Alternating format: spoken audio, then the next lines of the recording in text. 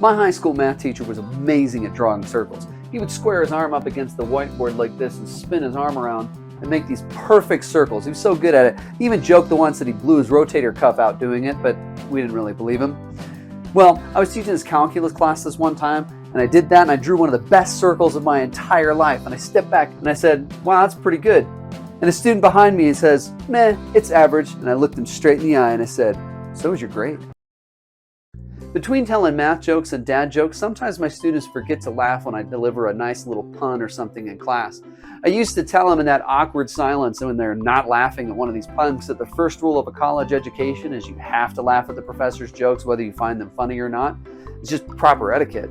Well, that worked really well until I had this freshman girl right out of high school who looked at me after I said this with the most concern I've ever seen in a student's eyes. And she looked at me and she said, what if you can't tell it was a joke? So I realized I had to do something different. I pulled out my phone and I downloaded a laugh track app because you know there's always an app for that. And every time my students would fail to laugh at a joke that I told in class, I'd pull out my trusty phone, open my laugh track app, and I hit that button and get those laughs that I apparently so desperately needed. And that worked really well until one semester I had a student download a cricket sound app and it was faster.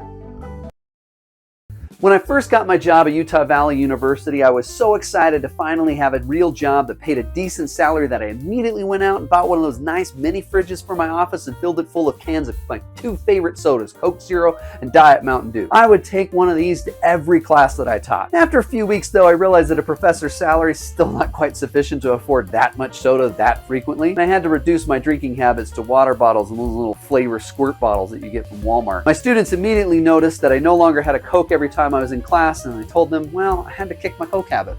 Well, around Thanksgiving time that year, Walmart had a sale on 2 liters of soda for $1 each.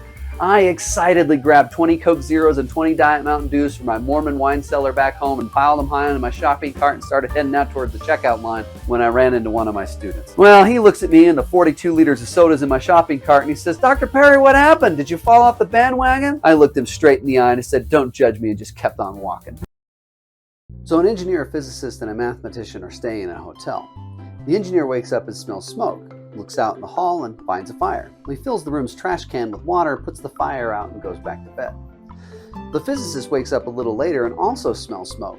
She looks out in the hall and also finds a fire, and after calculating the flame velocity, distance, water pressure, trajectory, etc., she extinguishes the fire with the minimum amount of water required.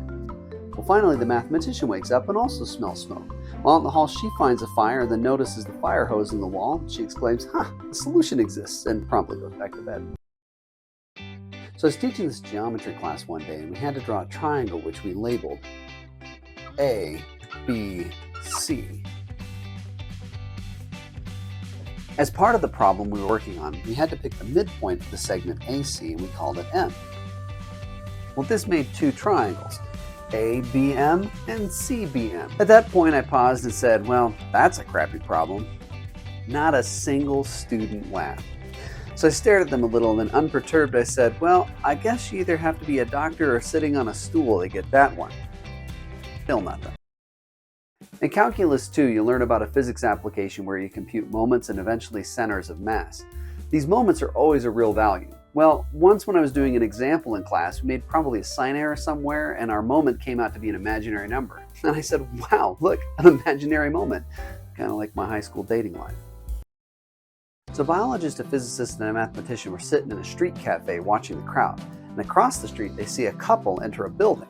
A few minutes later, the couple reappears with a third person. They reproduce, says the biologist. Nah, our initial measurement was an error, corrects the physicist. You know, says the mathematician, if another person enters that building, it'll be empty again.